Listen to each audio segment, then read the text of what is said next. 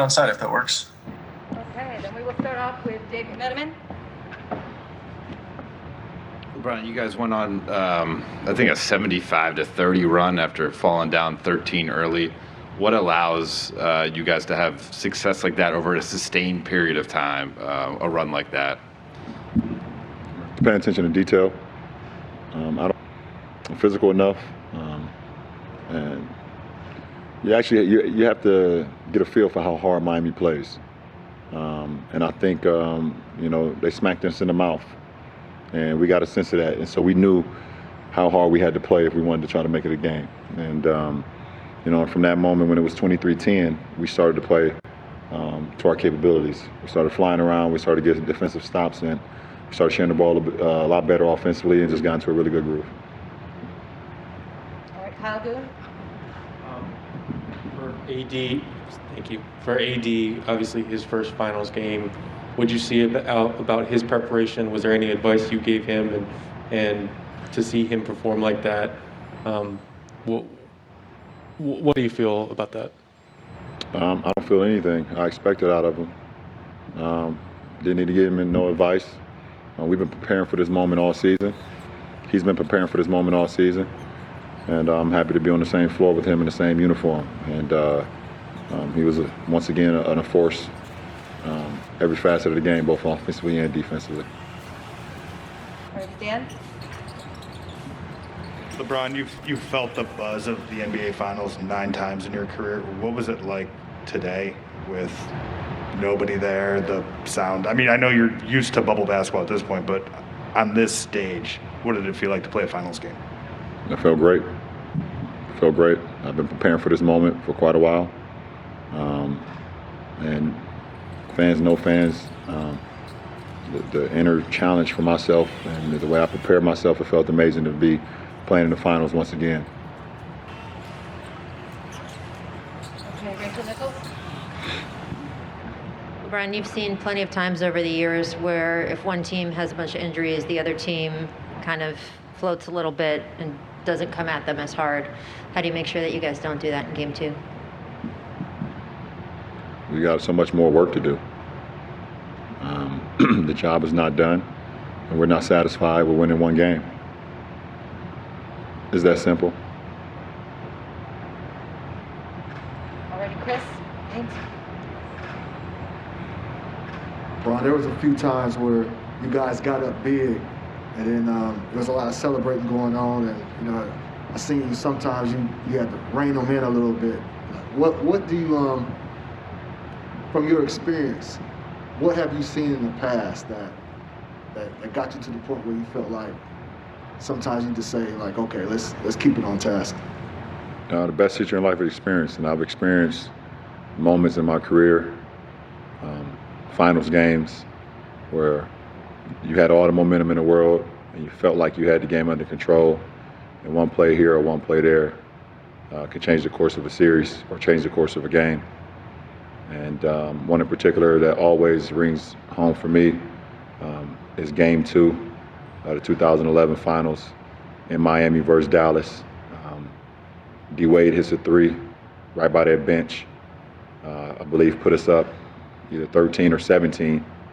And from that moment on, Dallas went on a hell of a run and finished it off with a Dirk Nowitzki left-hand layup to steal that game. That shit burns me to this day. So I always talk about the best teacher in life is experience, so I've experienced a lot. So that's what prompted me to be who I am today, is being able to have those experiences. Okay, we'll send it back to Will. Right, thank you. Yeah, we're going to take 3 more on my side. Tanya? Bron, I'm wondering in a game like this, when you guys have the kind of lead that you had, are you already thinking, this is what we've done, this is what we could do better, here are some things that we're doing wrong? Were you already in that frame of mind during this game? Yeah, absolutely. I think you can learn so much more from a win than you can in a loss.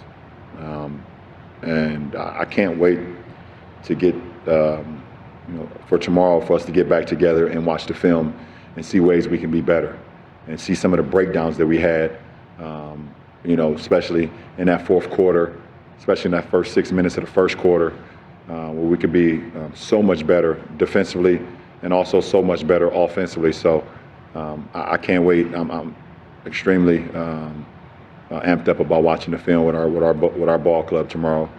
I'm gonna watch some tonight, obviously, by myself, but looking forward to getting together as a group tomorrow. Hey, LeBron, Mike Trudell back in LA. Teams have spent your whole career trying to keep you out of the paint. Say the same thing this season about AD. What are some of the ways that you guys are still always seemingly able to get there, still able to get to the rim and still able to finish? Because we have great spacing and great shooters. Without KCP, without Danny Green, without Kyle Kuzma, or Markieff Morris, and a list of guys that can spread the floor, it allows myself and AD to be able to do the things that we do in the interior. And we try to mix up our game too. We try to mix it in the interior and the exterior. But when you have guys that can space the floor like we have, it allows us to do some of the things that we do in the paint. All right, last one on my side, Brad Turner. LeBron, why is Rondo so opposed to being called playoff Rondo? And did you guys see some of that in the first half, especially? I'm not sure. I've never called him that. We've never called him that. We only call him Doe. So that would be a Doe question. But just having him in this moment, having him on our side, and I think he mentioned yesterday or whenever media day was for the finals that you never know. You don't get these moments a lot of decades since he's been in the finals, and I think he's just cherishing the moment, but also just playing the game that he loves to play, the cerebral way, the determined way, and the championship way, as he's been playing for quite a while now. All right, do we have any more here? All right, thanks. Thank you.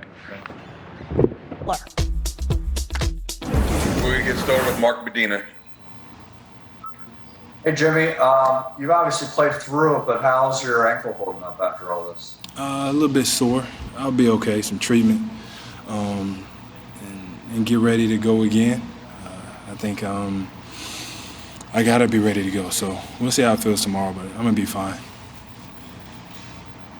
Next question, Mateo Mayorga. Hey, Jimmy. You've talked about how every night this team can feature a different star, but now in the midst of uncertainty regarding the status of your teammates, Bam Adebayo and Goran Dragic, do you feel it's incumbent upon you to take more of a role scoring the ball? Just take what the game gives me for the most part. I still have a lot of belief in all of my teammates. I will continually play that way. But yeah, maybe so. Maybe try to score a little bit more, but I still got to make sure that everybody else is getting their touches and getting the shots that they need, because we've been playing this way all year long, and that's our formula to success. Rachel? Part of what got away from you guys in the second quarter was the rebounding, and obviously when they play both their bigs. How do you battle that? We just got to be tougher. We got to put up more of a fight. I don't think that we did that. And then it doesn't help whenever we don't make shots. It's been that way all year long. Whenever we start to miss a couple shots, we don't do what we're supposed to do on the other end.